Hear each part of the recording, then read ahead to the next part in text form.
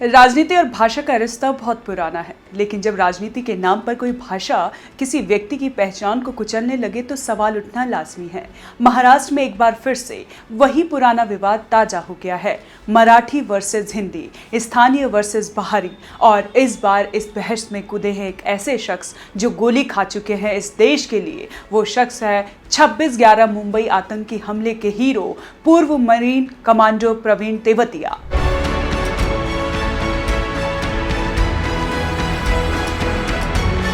हुआ कुछ यूं कि कुछ दिन पहले मुंबई में एक दुकान पर महाराष्ट्र नवनिर्माण सेना के कार्यकर्ता गए।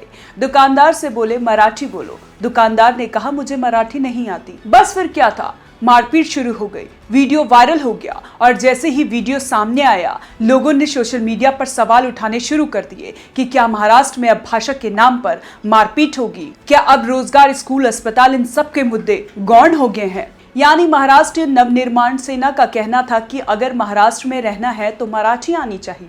लेकिन सवाल यह है कि क्या भाषा थोपना देशभक्ति है? क्या मराठी बोलना मजबूरी बनाना सही है?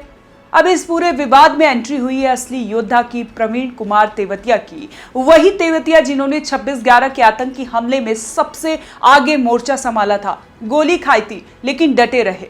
ताज होटल में आतंकियों को ढेर करने वाली टीम के वो हिस्सा थे।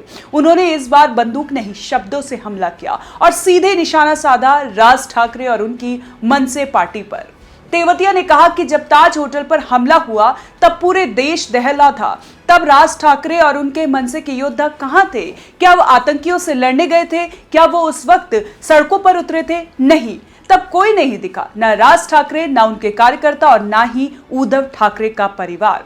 तेवतिया ने यह भी कहा कि उस वक्त जो असली लड़ाई लड़ रहे थे, जो लोगों को बचा रहे थे, उनमें ज्यादातर जवान यूपी और बिहार से थे। यानी वो लोग जिनका आज बिहारी कहकर निशाना बनाया जा रहा है। उन्होंने साफ किया, जो लोग देश के लिए जान देने के लिए तैयार रहते हैं, उनसे भाषा पूछना कैसा सवाल है? तेवतिया की इस टिप्पणी ने जैसे पूरे विवाद में करारा तमाचा जड़ दिया।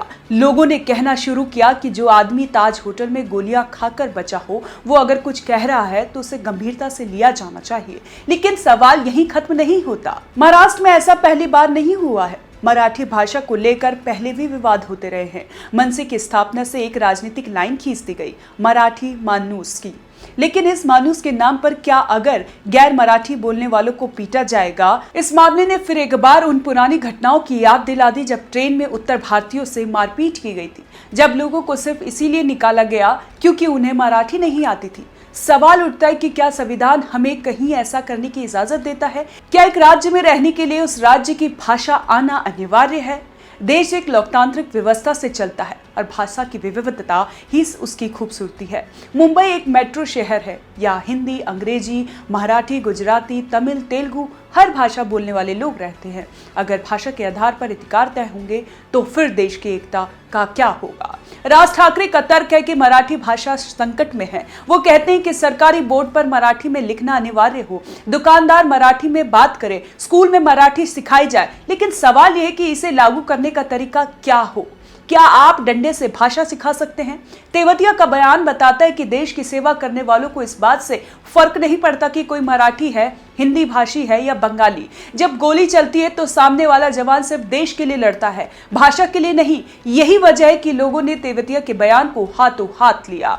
सोशल मीडिया पर लोगों ने कहा, एक सच्चा देशभक्त वही होता है जो पूरे देश को एक नजर से देखे। कुछ ने लिखा, तेवतिया जैसे लोगों के लिए राज ठाकरे को खड़े होकर माफी मांगनी चाहिए, जबकि कुछ ने राज ठाकरे की राजनीति को बांटने वाली राजनीति कहा।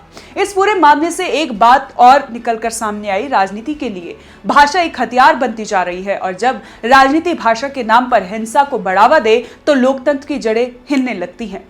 तो अब सवाल यही है कि क्या मराठी बोलने या ना बोलने से कोई कम भारतीय हो जाता है? क्या संविधान की वो धारा जो हर भारतीय को कहीं भी रहने, बोलने और काम करने का अधिकार देती है, उसे कुछ नेता अपने फायदे के लिए बदलने की कोशिश कर सकते हैं? और आखिर में क्या राज ठाकरे इस सवाल का जवाब देंगे? जब ताज पर हमला हुआ था तो आपके योद्धा कहां थे? क्योंकि असली देशभक्ति भाषा नहीं, बलिदान से साबित होती है। आपको क्या लगता है? हमें कमेंट कर जरूर बताएं और देखते रहें one nation one group news.